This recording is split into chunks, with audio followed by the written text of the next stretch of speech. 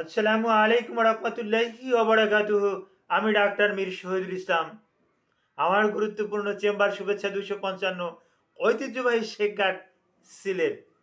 আমাকে একটু বিস্তারিত জানার জন্য আপনি গুগলে গিয়ে ডাক্তার মীর শহীদুল ইসলাম লিখে সার্চ দেওয়া মাত্রই আপনি আমার মোবাইল কার্ড, ভিজিটিং কার্ড, অন্যান্য তথ্যাদি এমনকি লোকেশনটাও পেয়ে যাবেন।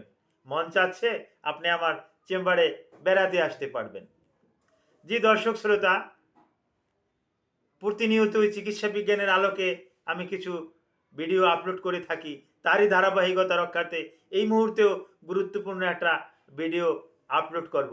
যদিও এরকম ভিডিও আমি একাধিক আপলোড করছি, তো আজকে নূতন কিছু তথ্য আপনাদেরকে দেব।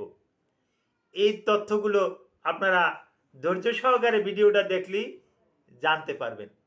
যে আলোচনা করব হেমোরয়েডাল ডিসঅর্ডার অথবা পাইলস বা অশ্ব নিয়ে। পাইলস বা অশ্ব বলতে আমরা কি বুঝি?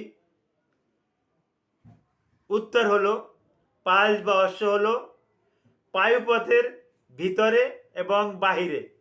পায়ুপথের ভিতরে হতে পারে, অর্থাৎ অ্যানাসের ভিতরেও হতে পারে, বাহিরেও হতে পারে।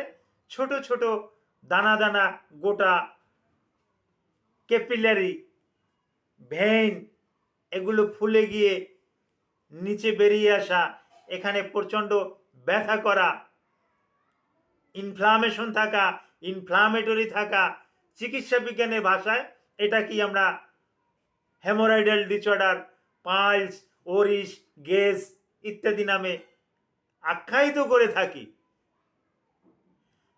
এখন এই রোগটা কেন হয়? অনেক কারণে হতে পারে। তার ভিতরে number 1, constipation is the common case of a piles. কোষ্ঠকাঠিন্যতাই কিন্তু পাইলসের প্রধান কারণ। এখন এটা কাদের কাদের হয়ে থাকে? বেশি বেশি ঝুঁকিতে কারা? এই প্রেগনেন্সি অ্যান্ড ল্যাকটিং মাদার, এরা একটু ঝুঁকিতে। প্রেগনেন্সিতে ফার্স্ট ট্রাইমেস্টারে খাওয়া দাওয়া খেতে পারে না। প্রথমত 2 মাসে দেখা যাচ্ছে যে tendency of vomiting, direct vomiting, বমি করতেছে, বমির কারণে খাইতে পারতেছে না, ক্ষুধামন্দা, এবং ডক্টরের কাছে গেলে এনিমিয়ায় ভুগে ডাক্তার তাকে আয়রন ক্যাপসুল খেতে দেয়। এটা দিবি এনিমিয়া রুগীকে তো ferrous sulphate, ferrous gluconate, পলিমাল্টোস iron, carbonyl iron, এগুলোই তো আমরা দিয়ে থাকি। এর ব্যতিক্রম তো হয় না। কিন্তু এগুলো দিলে যে পায়খানাটার রঙটা কালো হয়ে যায় এবং পায়খানাটা যে আরও শক্ত হয়ে যায়, এটা তো কষ্টটা তো আমি ডাক্তার আমি সহ্য করব না, ওই রুগীতে তো সহ্য করবে। কাজীকে রুগীকে দেওয়ার আগে আমাদেরও একটু চিন্তা ভাবনা করে দিতে হবে। বর্তমানে এরকমেরই কিছু পাওয়া যায়, হ্যাঁ, যেটা যে আয়রনটা ল্যাক্সিটিভ আয়রন, এরকমের ল্যাক্সিটিভ আয়রনও কিন্তু বর্তমানে আছে। এটাও কিন্তু আমরা দিতে পারি। বা বেশি ঘাটতি হলে আমরা আয়রন সুক্রোজ, তারপর পলিমাল্টোস আয়রন, হ্যাঁ, কার্বক্সিমাল্টোস আয়রন, এগুলো ইনজেক্টেবল আকারেও আমরা রুগীকে কিন্তু দিয়ে দিতে পারি। এই সুবিধাটা কিন্তু আছে। আমরা কেন এই গদবান্ধা ফেরাস সালফেট, ফেরাস গ্লুকোনেট, হ্যাঁ, ওই এগুলা কেন সেই ব্রিটিশ আমল থেকে লিখে আসছি, এখনও কেন অতি অত্যাধুনিক যুগে এটা লিখবো কেন? এক কথায় অন্য কথায় চলে আসলাম। তো প্রাথমিক 2 মাসে কিন্তু গর্ভবতী মহিলাদের কিন্তু এই রকমের সমস্যাটা বেশি দেখা যায়। তাদেরও কিন্তু ওই পায়ুপথের ভিতরে গোটা থাকে, এবং ওই ভিতরে গোটাটা যখন সে জোরে চাপ দেয়, পায়খানাটা যখন হয় না, তখন সে কোদ দিয়ে যখন পায়খানা করে, অত্যন্ত কোদ দেওয়ার পরিপ্রেক্ষিতে তার ওই ভিতরের এই ক্যাপিলারিটা, হ্যাঁ, সেই গোটা আকারের একদম বেরিয়ে আসে। দেখতে ওই মটরশুঁটির মতো দেখতে। ওই এই আমার এই কনিষ্ঠ আঙ্গুলটা যে রকমের আছে, ঠিক দেখতে এই রকমের, কারো কারো এই রকমের আকারে বা বাহির হয়ে আসে, এটা ঝোলে, এবং ওটা প্রচণ্ড বেদনা থাকে, প্রচণ্ড বেদনা থাকে। এবং কিছু ড্রাগ আমরা দিয়ে থাকি, ডায়োসমিন, হ্যাসপেরিডিন, তারপর আসে ওই অ্যাসকুলিন জাতীয় কিছু অয়েনমেন্ট, হ্যাঁ, ব্যবহার করার জন্য ফ্রামাইসিডিন সালফেট এ জাতীয়, পভিডন আয়োডিন 10%, সলিউশন এগুলা 4 লিটার 5 লিটার পানির ভিতরে 2 চামচ দিয়ে কিছু সময় বসতে বলি, এভাবে কয়েকদিন বসার পরে ওগুলা আস্তে আস্তে করে সমাপ্ত হয়ে যায়। আর কাদের হয়, হ্যাঁ, ওবেসিটিয়ান যারা আছে, যারা স্থূলতা, যারা বেশি ওজন যাদের বেশি, তাদের কিন্তু একটা পাইলসের সমস্যা আছে, যেহেতু রেকটাল পথে কিন্তু চাপ পড়ে। রেকটালের যে কুশনগুলো আছে, এই কুশনগুলো চাপ পড়ার পরিপ্রেক্ষিতে কুশনগুলো আস্তে আস্তে করে নিচে নেমে যায়, যেটাকে আমরা এক্সটার্নাল পাইলস বলে থাকি।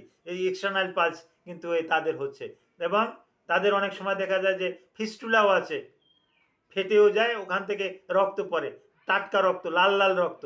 এটা যারা ওই পায়খানা করার পর যারা টিস্যু দিয়ে একটু চেপে চেপে ধরে, দেখে যায় যে টিস্যুটা লাল লাল কালারের হয়ে গেছে। এরকমের কিন্তু আমাদের কাছে এসে রুগীরা কিন্তু বর্ণনা করে। আবার অনেকে আছে যে এই মতো অবস্থায় এটা একটু ডাক্তারের কাছে বলতে একটু দ্বিধাদ্বন্দ্ব করে, সন্দেহ করে, এটা একটা গোপন জায়গায় হয়েছে, ডাক্তারকে এটা কেমনে বলি। এই না বলে কিন্তু সে নিজের পায়ে নিজে আরও কুড়াল মারলো। সে কি করলো, ওখানে ওই নিষিদ্ধ কিছু গাছগাছরা দিল, কিছু ওই অবাঞ্ছিত ওষুধ খেলো, হোমিওপ্যাথি ওষুধ খেলো, যেগুলা মুসলমানদের জন্য নিষিদ্ধ, কারণ হোমিওপ্যাথি ওষুধ তৈরিতেই অ্যালকোহল লাগে, এটা মুসলমানরা খাইতে পারে না, এটা নিষিদ্ধ। তো সবার জন্য এটা নিষিদ্ধ, কারণ অ্যালকোহল কোনো ধর্মেই এটাকে তেমন একটা সাপোর্ট করে না, এর অনেক পার্শ্ব প্রতিক্রিয়া আছে অ্যালকোহল। আর হোমিওপ্যাথি ওষুধ তৈরিতে অ্যালকোহল লাগবেই। আর হোমিওপ্যাথি ওষুধ যদি খাইয়ে যে কেউ ভালো হয়েছে, এইরকম কিন্তু হদিস অদ্য পর্যন্ত আমরা চিকিৎসকরা কিন্তু জানি না। সুতরাং এরকম একটা অপচিকিৎসা না বন্ধ করে দেওয়াই উচিত বলে আমি মনে করি।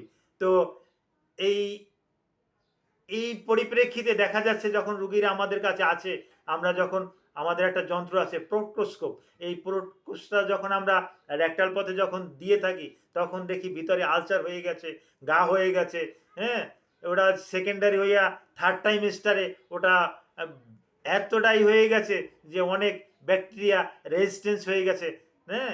তারপরও আমরা ওখানে ওয়াশ করার পর তারপর তাদেরকে কিছু চিকিৎসা দিয়ে থাকি এবং ভালো হয়ে যায়। কিছু কিছু রুগীরা আসে যেটা অপারেশনযোগ্য, অপারেশন ছাড়া আর ভালো হয়ে যায় না, অর্থাৎ রেকটাল পথটা নিচে নেমে যায়, ওটা হাত দিয়া ধাক্কা না দিলে আর ঢুকে না, তখন সেটা অ্যানোরেক্টাল অ্যানোরেক্টাল সার্জন যারা আছেন, অ্যানোরেক্টাল সার্জন, তাদের কাছে গিয়ে এটা সার্জারি করে নিতে হয়, এটাই হলো উত্তম। তো চিকিৎসা বিজ্ঞানের এই পাইলস নিয়ে আমি একাধিক ভিডিও করেছি, আর পাইলসের উপরে আমার আলহামদুলিল্লাহ অনেক কিছু ধারণা আছে এই ক্ষুদ্র ব্রেনে। তো পাইলসের উপরে যদি আপনাদের আরও কোনো ধারণা নেওয়ার জন্য কোনো প্রশ্ন থাকে, আপনারা প্রশ্ন করতে পারেন। এই প্রশ্নগুলো এই ভিডিওর কমেন্টস বক্সে করতে পারেন। আমার ওই গুগল থেকে আমার ভিজিটিং কার্ডটা সংগ্রহ করে আমার নাম্বারে কল দিয়ে আপনি তথ্যগুলো নিতে পারেন। এতে কোনো আপনার টাকা খরচ হবে না, আমি এমনি আপনাকে পরামর্শটা দিয়ে যাব, হ্যাঁ। অথবা আপনি হোয়াটসঅ্যাপে দিতে পারেন, আমার ইমেল করতে পারেন, অনেক রকম সুযোগ সুবিধা আছে। আমার ক্ষুদ্রাতি ক্ষুদ্র ব্রেনে আমার যতটুকু জানা আছে অতটুকু আমি আপনাদেরকে জানিয়ে যেতে সক্ষম থাকব। আর পাইলসের ভালো চিকিৎসা কিন্তু বর্তমানে আছে, টেনশনের কোনো কারণ নাই, চিকিৎসার মাধ্যমেই এটা বর্তমানে ভালো করা সম্ভব।